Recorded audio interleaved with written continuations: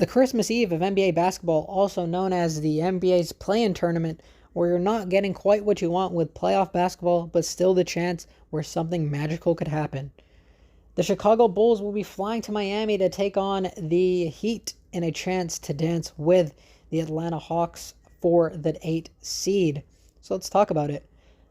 Both the Chicago Bulls and Miami Heat have had similar regular seasons, trading away their star players, Zach LaVine being traded to the Sacramento Kings, and Jimmy Butler, after months of back and forth with Pat Riley, has finally been sent to the Golden State Warriors.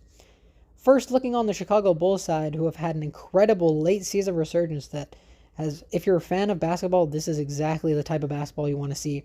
Led by their all-white duo, Josh Giddey and Kobe White have been playing like perennial all-stars. Josh Giddey putting up triple-doubles from nowhere, and Kobe White putting up 40 pieces like it's nothing. Even the players around them, Nikola Vucevic looking like a great player again.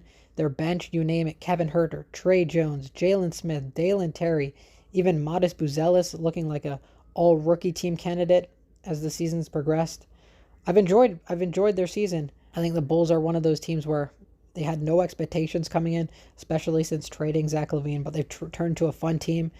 And I think this is a year that they could, finally or give some enthusiasm to this fan base that's been looking for something since who knows how long.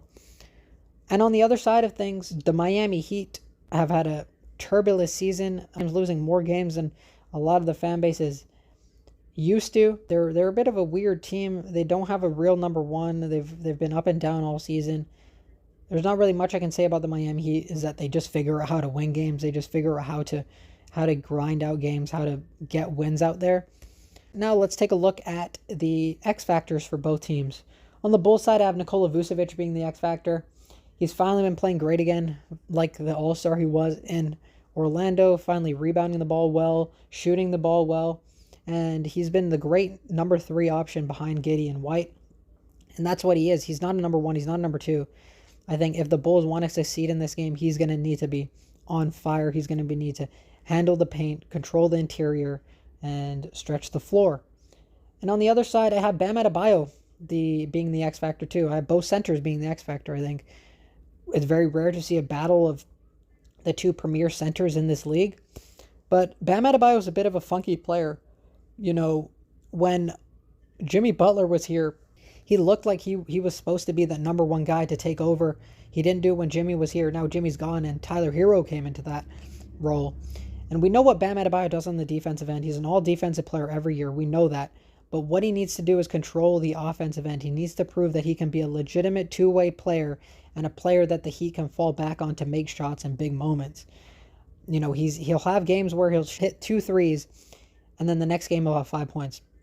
We know he's going to be able to stop your best player, stop the opposing team's best player. But what can he do on the other end? He needs to prove that he can be the number 1. Tyler Hero's taking your spot. You need to prove that you can be that number 1 guy. And even Andrew Wiggins has taken that number 1 spot some games. So Bam Adebayo, if they want to win, they want to make a run, they want to have a chance for the actual 8 seed, Bam Adebayo needs to prove he can be that guy.